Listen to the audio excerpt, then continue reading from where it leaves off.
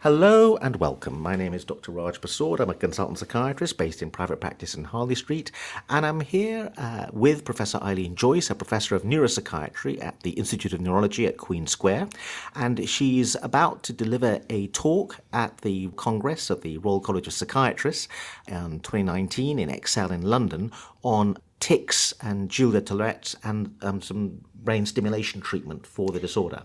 But let's start off by asking, what is Tourette's and what are tics?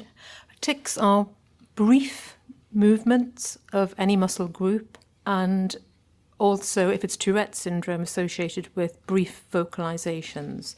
So the motor symptoms are sort of spasmodic. They can occur anywhere in the body, but they usually, in Tourette's syndrome, affect the face, head and neck. The vocal tics can be any kind of noise, or they can be words or even whole sentences. And again, they're very spasmodic and quick. However, there's an alternative form of a tic which is called a dystonic tic. So that's a much more slowly developing movement that some people with tics and Tourette's syndrome have. So it's a dystonic tic as opposed to one of the briefer motor tics. So how do you make the diagnosis? The diagnosis is clinical.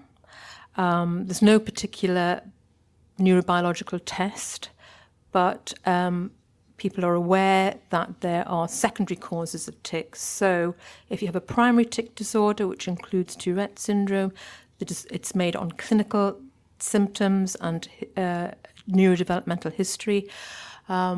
But you need to rule out that there's not a secondary cause of the tics, especially if they present in adults. So people with Huntington's chorea, for example, can develop tics. Acanthocytosis often is accompanied by tics, and certain drug addictions. People with certain drug addictions can develop tics. Tell us a bit more about acanthocytosis. Acanthocytosis is a genetic disorder. Acanthocytes are the way the red blood cells look under a wet preparation, and it looks like one of those plants, acanthus, that the Romans used to have all decorating their columns. So that's how it's detected during a wet blood smear. So basically, people shouldn't just jump to the conclusion they're dealing with Tourette's. They should think about the possibility that there's some other underlying neurological causes. Usually, if you get a good history and you take it from childhood onwards, you're pretty sure that you're correct if you make a diagnosis of Tourette's or a tic disorder. But it's always a good idea, if the history is a bit vague from childhood, to check for secondary causes. So is it called Tourette's now, and before it was called Gilles de la Tourette syndrome? Yeah, it's shortened to Tourette's syndrome now, yes. Okay. And Gilles de la Tourette, was he the first person to describe it? He was a disciple at the Salpêtrière, and he was the first person to describe it. Yes, he described 9 cases at the end of the 19th century. And his description is pretty accurate. It's very similar to what we recognise today as Tourette's syndrome. So let's just run through some of these fascinating terms that are linked to this really intriguing disorder. Blepharospasm. Tell us a bit about that. Blepharospasm are tics which affect the eye muscles, so people will blink a lot. Sometimes it can be so severe that they blink so much that they are functionally blind. Is that very strongly linked to Tourette's or tic disorder, or you can have blepharospasm for other reasons as well? You can have blepharospasm independently of the whole syndrome of Tourette's, yes. Okay, another fascinating term, Corporal Aelia. What's Corporal Aelia? Well, that's the thing that people associate with Tourette's syndrome, that's swearing. And, you go to these TV programs which feature Tourette's syndrome, that's what people think Tourette's is. It's swearing, and it's sort of the butt of jokes, unfortunately. But in fact, in Tourette's syndrome, it's fairly rare, and it's estimated as about 10% of people actually have Corporal Aelia. What about coprophenomena? That's using gestures, rude gestures, like putting your fingers up. And just a couple more, because they're so fascinating. Echolalia. Echolalia is when you repeat what somebody else has said, and echopraxia is when you repeat the gestures of somebody. that you're next to. So there's a link, I think, with obsessive-compulsive disorder, and that may explain why you got these explosive utterances of swear words, because they're things that people don't want to say but tend to end up saying. Why is there a link? Yeah, well, I think with any tic, there is an urge associated. So people get an urge to do the movement or to make the noise, including swearing. It is linked to obsessive-compulsive disorder. About 20% in the recent epidemiological studies have comorbid tics and OCD. But you can have Tourette's syndrome with Corporal Aelia without having OCD. So it's not definitely linked to OCD. Well, then why is it that they have a tendency to make obscene gestures yes, or use or utter swear words as opposed to any other word? Yeah, good question. I don't think anybody really knows why that is. But but you're right. It is a sort of it's saying the thing that you definitely don't want to say in public, and they get very embarrassed by it. But it is a sort of to do with the psychological urge to utter the swear words and other rude words. So there's the actual disorder, Tourette's, but then there are all these symptoms that people may be much more common in the general population. It may be much more common to develop a tic, particularly when you're tired or something. Is that right? That there's a wider proportion of number of people who have tics as opposed to the full-blown disorder? Yes, so there are things called functional tics, which see, the thing about Tourette's syndrome, although there isn't a diagnostic test, it's generally thought to be to do with a brain malfunction, brain dysfunction at the neurochemical and synaptic level. But then there's the other thing is the functional tic, which is not thought to be an organically based disorder, when people can develop abnormal tic-like movements when they're stressed or following a significant life event, which may be physical or psychological. But I've seen, not uncommonly, particularly with patients who are under stress or anxiety, this flinching around the eyes, which looks a bit like Blepharospasm, where they grimace repetitively. Is that a kind of tic? That would be what we'd call a functional tic. Yeah. Okay. So historically, it was regarded maybe first as a psychiatric disorder, and only more recently people have realised it's neurological, or people always knew it was neurological? I think the other way around, actually, because it was described by a neurologist at the Salpêtrière, who, as I said before, was a disciple of Charcot, actually, who was a neurologist. And traditionally, Tourette's has been regarded as a movement disorder and is seen by neurologists. And still today, most people are seen by neurologists because there are very few dedicated clinics. The reason why it's psychiatric or neuropsychiatric is because of the comorbidities of OCD and attention deficit hyperactivity disorder, which can in themselves be more disabling than the tics. So it's at the interface between neurology and psychiatry, but there is significant psychiatric morbidity in those people who are help-seeking, who want to come to clinics. So tell us a bit about the clinics. I think you run the National Service for Tourette's. Yes. Tell us a bit about that. So we have a national Tourette syndrome clinic. We run 2 clinics a week. We get lots of referrals from around England, not so many from the devolved nations anymore because they like to look after their own patients, but sometimes if they're very severe we get referrals from Northern Ireland and Wales. So we can take from a large area. There are 2 other dedicated clinics, one based at St George's Hospital and one based in Birmingham. So these are really the only 3 specialist clinics for Tourette syndrome in the country. So we see them, assess them, describe the various forms of treatment and follow them up. And often, even if they don't want any of the treatments, they like to keep coming to the clinic so that we can support them in other ways for benefits and writing to various other professionals. And how would someone get referred to this clinic? Anyone can refer to us, so a GP, another neurologist, anybody can refer to us. Can people self-refer? No, we don't do that at the moment, no. Okay. But you have to go to your GP or get another doctor to refer? Yes. Okay. Yeah. Do most doctors know that the service exists? That's a good question. They should, because there's a charity called Tourette's Action and we're advertised on that as a service.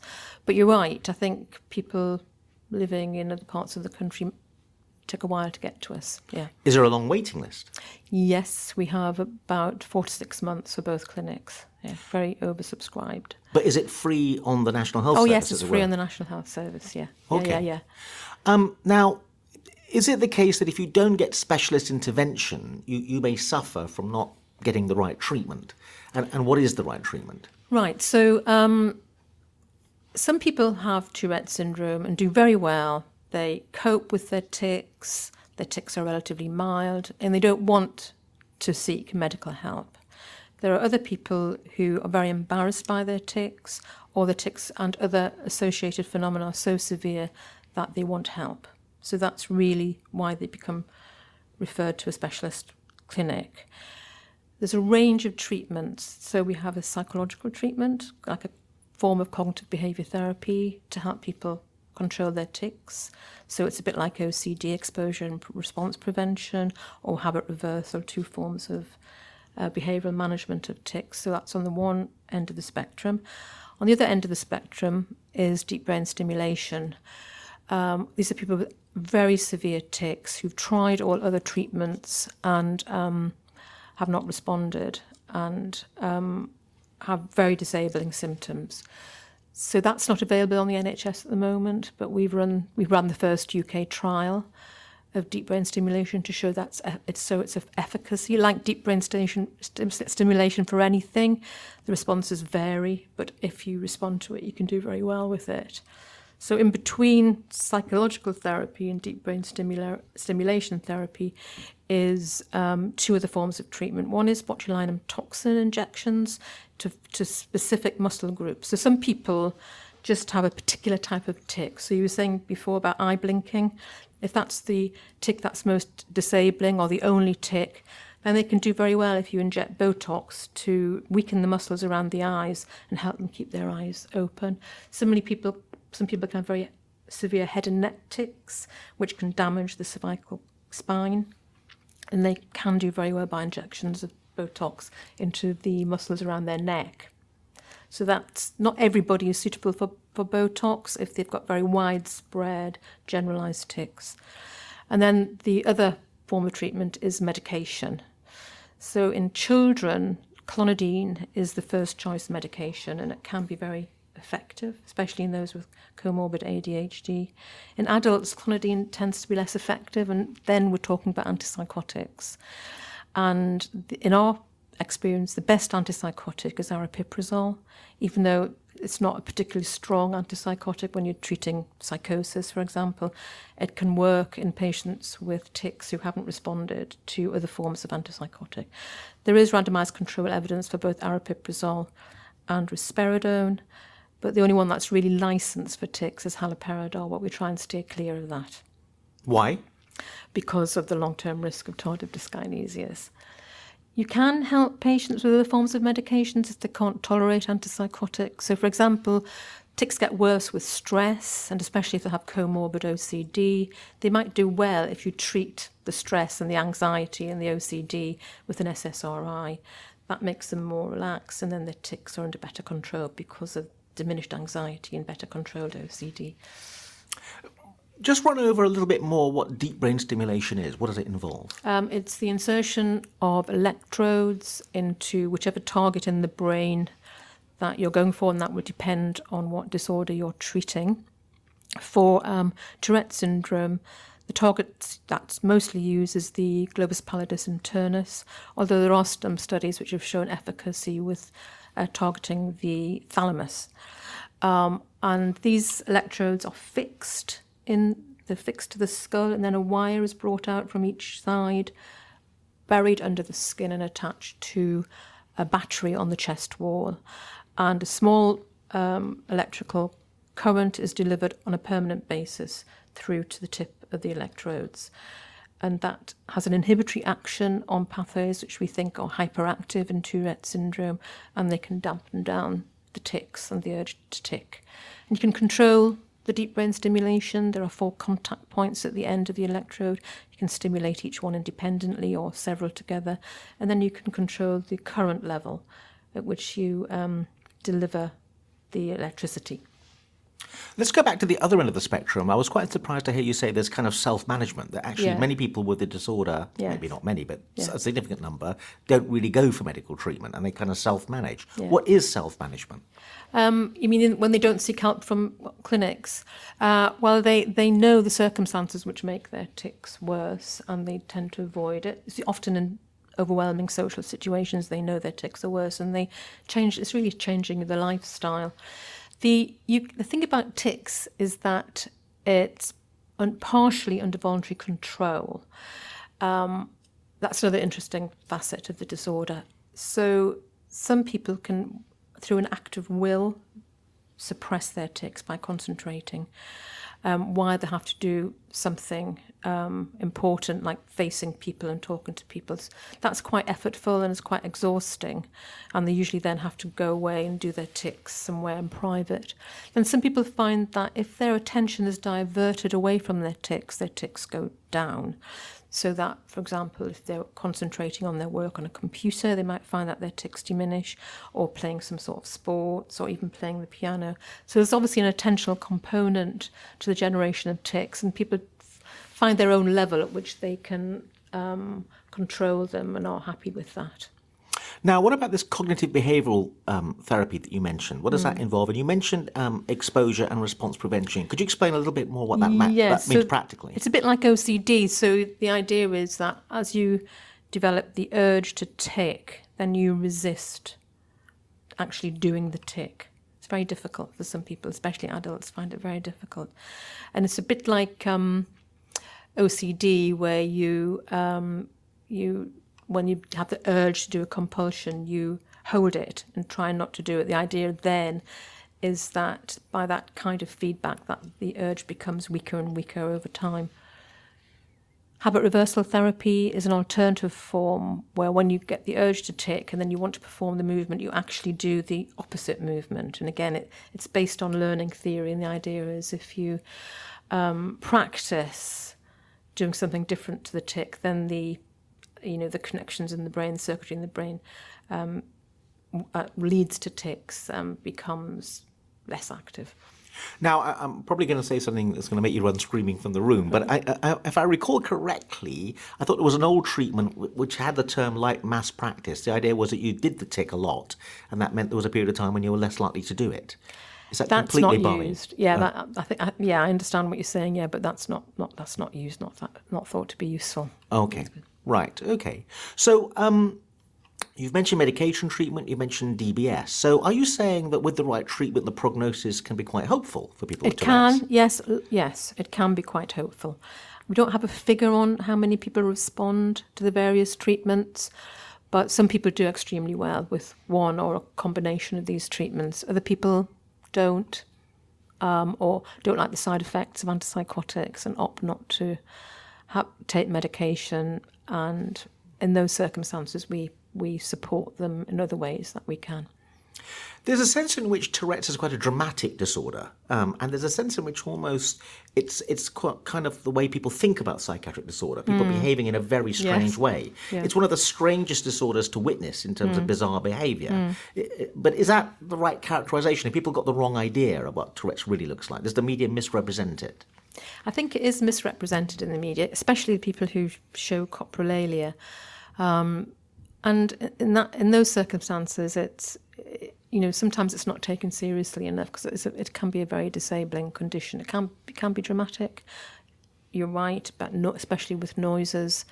But what can I say? One good thing about Tourette's being exposed on the media at the moment is that at least people know more about it and see people with Tourette's and how disabled they can be. So some of the programmes are treated sensitively in that respect. Does investigating the brain pathology underlying Tourette's and the genetics, does it help us understand brain function? Because it's a fascinating disorder to think about in terms of what's happening in the brain to produce this. Yeah, so there's several theories out there. One is that during development, parts of the brain are slower to develop than others in Tourette's syndrome. Because some children who have Tourette's syndrome actually grow out of it, or the tics become much less intense as they reach their late teens, early 20s. That suggests there is some developmental process, and there's been a bit of a catch-up in those patients who get better over time. There are no longitudinal studies to prove that, but there is research on using longitudinal MRI scans to try and investigate this further being developed. The other evidence comes from biological studies which indirectly look at GABA function, and I think probably neurochemically it's disturbance of GABA that is thought to be the main problem with tics. And GABA is the main inhibitory neurotransmitter in the brain, and there's a decrease in GABA or a malfunction of GABA in the central nervous system. If someone is wondering about whether they've got Tourette's or a tic disorder, or maybe they have a child who seems to have the occasional behaviour that looks like a tic, how could they be clearer about the diagnosis? Well, they could seek a diagnosis by asking to be referred to one of the specialist clinics if they're adults. There's also Tourette's Action, the charity, which provides a lot of information, especially to do with children and parents who are worried about their children. If they have children that they want to be assessed for tics, then their GP will refer them in the first instance to local paediatric neurologists or local CAM services for an assessment. It's important with children not to put too much emphasis on their tics so they don't become self-conscious. And remember that a lot of children who have tics, it's transitory, it lasts a year or two and then goes away anyway. So as soon as the parents see a tic, it's probably best to downplay it. But if it persists and starts interfering with their school life, for example, seek help from local services. There is a specialist clinic at Great Ormond Street, but they are so overwhelmed that they need to have local services look at the children first before referral on. Are there any treatments from the past that some people are still practicing that you really would try to get people to steer clear of? I'm thinking the haloperidol you mentioned, for example, was in the textbooks. Well, even haloperidol can work really well. I've still got patients who come who've been, as adults, who've been children in the first clinic that was run by Mary Robertson, who were put on haloperidol, and some of them are still on haloperidol, and it can work really well for them. So you might not rush to change it, because my experience, when you do try and change it, the tics get worse and they tend to want to go back to the haloperidol. It's a question that they need to be followed up regularly, and any side effects or metabolic effects on antipsychotics need to be checked. So Tourette's is one of the things that you've chosen to specialise in. Can I ask you, why do you find the disorder so fascinating? Well, when I moved to Queen's Square, I did general neuropsychiatry, and the person who was running the Tourette's clinic at that point, I moved on to another university. So I decided to pick it up. I just thought it was very interesting, and so then I volunteered to take over the Tourette clinic. Must be about 10 or so years ago, and I've learned through seeing the patients an awful lot and find it a very interesting disorder, and something that you can do a lot for the people who come and see you. See, that's the interesting thing. I think it's got a reputation as a disorder amongst psychiatrists or doctors as being something you can do very little for, I think. So that's interesting that you're drawn to it because you think actually medicine has a lot to offer. Yes, I think it does. And explanation and support and knowing what they're going through can be very helpful.